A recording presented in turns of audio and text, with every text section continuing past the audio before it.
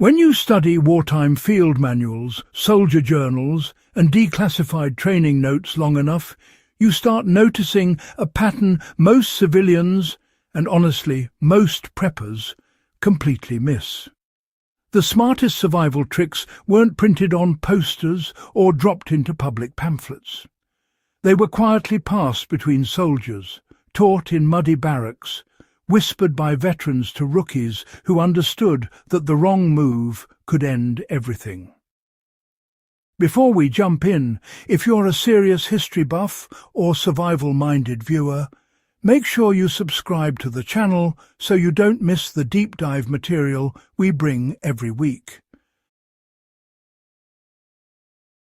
Now, let's start with a strong hook, because this part matters.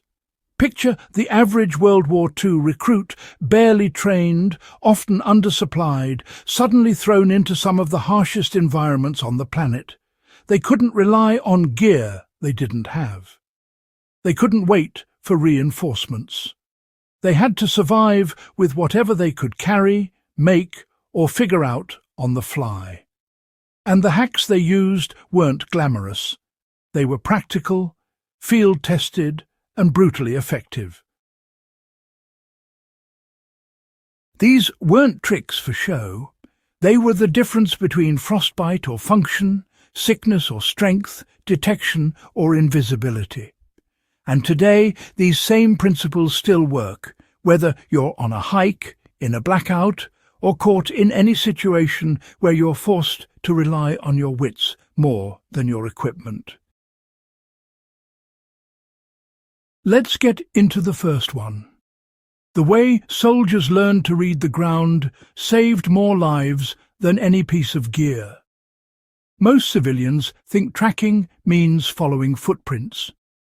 World War II soldiers were trained to read disturbances that indicated danger.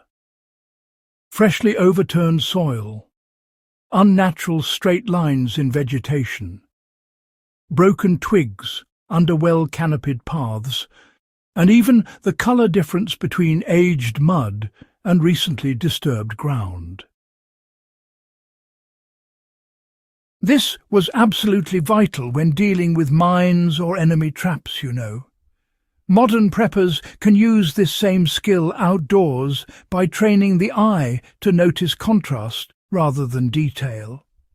Spend some time walking a familiar trail and deliberately scanning for anything that breaks the pattern.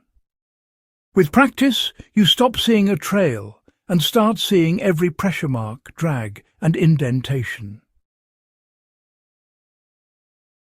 Soldiers were taught to conserve body heat using microlayers, not bulky coats.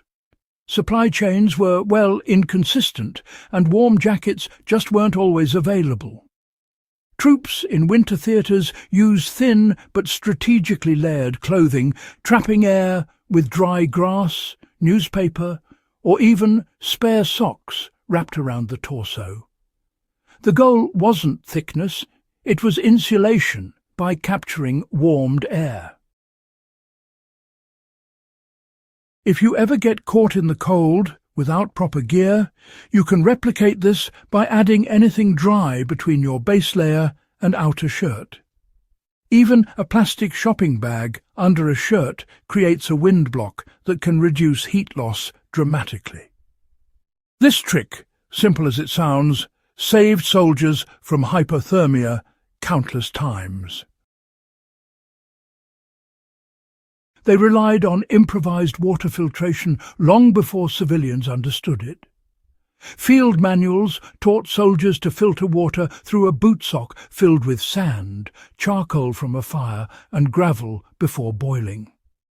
Boiling was essential, but, filtration was what kept debris and pathogens from overwhelming the stomach. Civilians at home were never taught these steps during the war, only told to boil water. To apply this today, build a quick gravity filter using a bottle with the bottom cut off. Layer charcoal from burnt hardwood, then sand, then pebbles, and pour water through before boiling. Even in a disaster scenario, this produces safe drinking water far more reliably than boiling alone. The technique soldiers use to stay invisible involves sound discipline more than camouflage.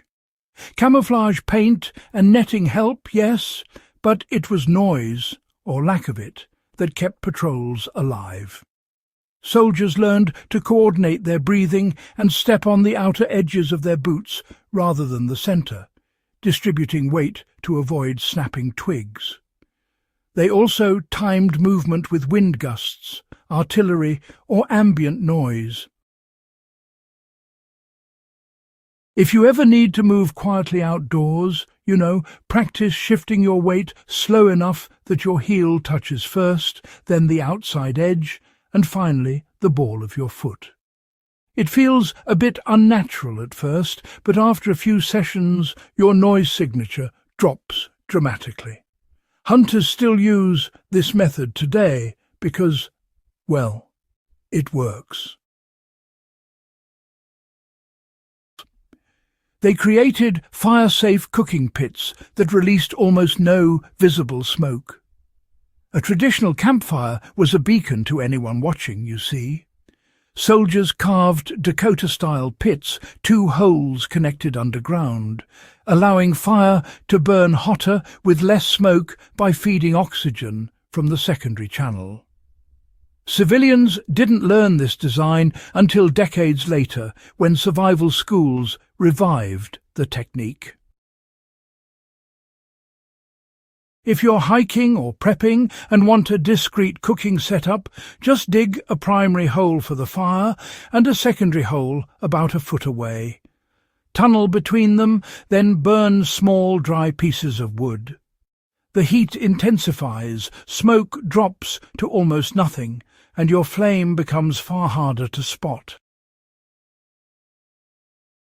They used ration-stretching techniques that, honestly, modern campers rarely even consider. Troops learned to extend calories by combining high-fat and high-carb scraps into these compact things called field cakes. Even crumbs, believe it or not, were boiled into a sort of slurry to extract every possible calorie. Now, this wasn't just desperation. This was strategy. You can apply the same approach by keeping a small tin of fat, like lard, tallow, or even peanut butter, in your pack. Mixing fat with dry carbs, such as oats, crushed crackers, or even stale bread, creates a slow-burning energy source that keeps you stable for hours. It's simple, cheap, and extremely efficient. The most underrated hack was mental pacing, training the mind to avoid panic. Soldiers practiced breaking stress into tiny, manageable tasks.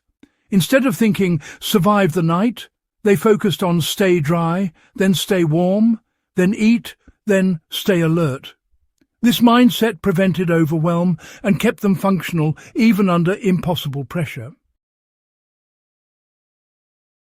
Anyone today can practice this by taking a stressful situation and consciously dividing it into micro-missions.